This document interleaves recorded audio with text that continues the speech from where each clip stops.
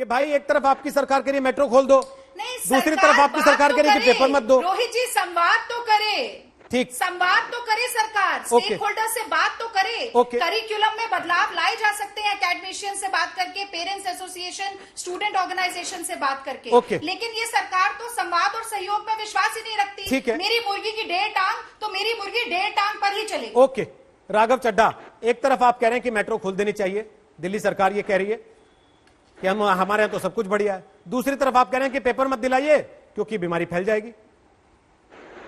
मैं लगभग 40 मिनट से शांति से सबकी बात सुन रहा हूं। आपका बहुत बहुत शुक्रिया कि आप मेरे पास आए। मैं आपको सबसे पहले तो ये बताना चाहूंगा कि एसेंशियल और नॉन एसेंशियल काम क्या जरूरी है और क्या इतना जरूरी नहीं है, इन दोनों चीजों के बीच हमें अंतर करना सीखना होगा। जिस प्रकार से आज एडमिनिस्ट्रेशन ऑफ जस्टिस यानी कि न्याय करने का जो काम देश की न्यायपालिका के पास है, वो अत्यंत जरूरी काम है, वो एसेंशियल काम है। लेकिन उसको करने के लिए एक विकल्प सुप्रीम कोर्ट ने ढूंढा, जिस सुप्रीम कोर्ट का हवाला लगातार भाजपा के प्रवक्ता आपके चैनल पर दे रहे हैं। सुप्रीम कोर्ट भी नहीं बैठ रहा है, सुप्रीम कोर्ट भी वीडियो कॉन्फ्रेंस तकनीक के जरिए आज हियरिंग कर रहा है। हाई कोर्ट में डिजिटल कोर्ट लग रहा है, यानी कि उन्होंने कोई विकल्प ढूंढा। आज हम 21वीं सदी में क्या ये कह रहे हैं कि प्रवेश परीक्षा का हम कोई वैज्ञानिक विकल्प ही नहीं ढूंढ सकते हैं? आज आप कह रहे हैं कि वो 3 घंटे बैठकर कमरे में बंद होकर एक विद्यार्थी जो परीक्षा लिखेगा, केवल उसी से हम ये तय कर सकते हैं कि वो कितना समर्थ है, कितना सक्षम है। अरे उसने 3 घंटे बैठकर परीक्षा तो 10वीं की लिखी, 11वीं की लिखी और अभी कुछ ही महीने पहले 12वीं की लिखी। आप उस पे भी उसका आकलन कर सकते हैं। इसके साथ कोई वैकल्पिक योजना लाकर एंट्रेंस एग्जाम कंडक्ट कर सकते हैं।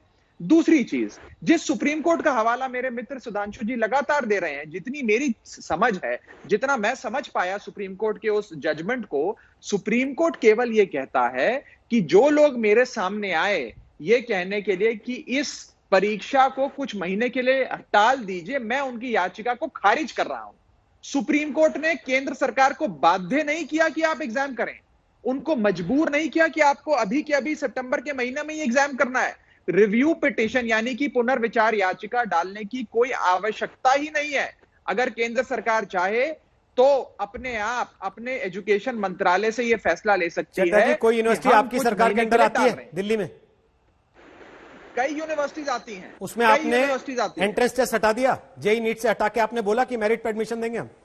हमने क्या किया? हमने केवल इतना कहा कि हम कुछ महीने के लिए नहीं चाहते हैं टेस्ट, हम नहीं कर रहे हैं अपनी एंट्रेंस एग्जाम कंडक्ट, हम वैकल्पिक परीक्षाओं के बारे में सोच रहे हैं, उसके बारे में चिंतन कर रहे हैं। क्या आज आप ये जो लगातार दलील दी जा रही है कि उनके 6 महीने बर्बाद हो जाएंगे, विद्यार्थियों का साल बर्बाद हो जाएगा, आप वैकल्प ढूंढिए। और क्या साल की चिंता में आप लाखों लोगों की जानें खतरे में डाल सकते हैं? 28 लाख लोग, रोहित जी, आप भी जानते हैं, रोहित जी, जिन घरों में बच्चे तैयारी करते हैं ना इन परीक्षाओं की, सर, माँ बाप 10वीं के बाद से 2 साल पूरे साथ में लगते हैं खुद कि मेरा बच्चा इंजीनियर या डॉक्टर बने, वो साथ तैयारी करते हैं बैठ के, मानते हैं ना? मैं उन्हीं की बात कर रहा हूं जिनकी आपने उदाहरण दिया। मैं आप ही की बात को आगे बढ़ाऊंगा। वही माँ बाप जो दिन रात बच्चों के साथ मेहनत करते हैं, अपनी जमीन बेचते हैं, जेवरात बेचते हैं कि हमारे बच्चे को अच्छी पढ़ाई मिले, आज वही गरीब तबके के लोग एग्जामिनेशन हॉल नहीं पहुंच पाएंगे। वही गरीब लोगों के पास गाड़ी, स्कूटर, ऑटो नहीं है पहुंचने के लिए, वही बाढ़ग्रस्त इलाके में रहते हैं। आप कैसे एक लेवल प्लेइंग फील्ड को समाप्त करके, क्योंकि आप हट कर रहे हैं, क्योंकि आपने बिना सोचे समझे एक फैसला ले लिया, अब उस फैसले पे वापस जाने में आपको न जाने क्यों परेशानी हो रही है। जनहित में ही तो फैसला ले रहे हैं। 4 वोट फालतू ही मिलेंगे भारतीय जनता पार्टी को अगर वो ये फैसला लेगी। जफर सरेश वाला फैसला ले ले। क्या ये जिद का फैसला है? अजय शर्मा जी, उसके बाद आपके पास आ रहा हूं। क्या जफर सरेश वाला ये जिद का फैसला है कि नहीं साहब हम तो कराएंगे क्योंकि हमने डिसाइड कर लिया? नहीं, देखिए, मैं 2 बातें कहता हूं कि एक तो ये जो नीट की एग्जाम और जेईई की, इसका कोई ऑल्टरनेटिव है ही नहीं। इसी के रास्ते से आप यहां जा सकते हैं। और मैं एक और बात कहूंगा कि दुनिया में भी जो एंट्रेंस टेस्ट है, इवन इंग्लैंड, अमेरिका और यूरोप में सैट बोलते हैं, वो हुई है।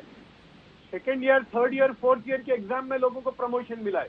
लेकिन जहां कॉम्पिटिटिव है वहां तो एग्जाम हुई है। तो एग्जाम के बगैर तो कोई चारा नहीं है। ऑलरेडी 6 महीने निकल गए हैं, यानी अगर ये सितंबर में एग्जाम लेते हैं तब भी टर्म शुरू होगा जनवरी में।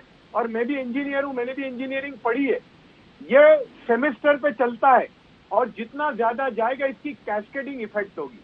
अब मैं ये कह रहा हूं कि एक तरफ ये कोविड है, एक तरफ इम्तिहान है, और ये लोग जो 28 लाख कहते हैं, मैं कहता हूं कि इसको थोड़ा हम इसका विश्लेषण करें। एक तो जेईई की जो एग्जाम है उसकी डेट्स अलग है 3 दिन तक, उसमें 8 लाख बच्चे हैं, और ये 8 लाख बच्चे 3 दिन में 30 स्टेट में डिवाइड होंगे, तो किसी एक स्टेट में 40,000 से ज्यादा बच्चे नहीं होंगे। तो मैं सिर्फ इतना पूछना चाहता हूं कि क्या हमारी सरकारें, स्टेट गवर्नमेंट, क्या एक दिन के लिए इन बच्चों को लॉजिस्टिक्स प्रोवाइड नहीं कर सकते, उनको ट्रांसपोर्टेशन की फैसिलिटी नहीं दे सकते, इसलिए कि आपके पास हर बच्चे का घर कहाँ है, कहाँ उसका सेंटर है, तो आप क्या एक दिन की 3 घंटे की इम्तिहान के लिए ये लॉजिस्टिक प्रोवाइड नहीं कर सकते?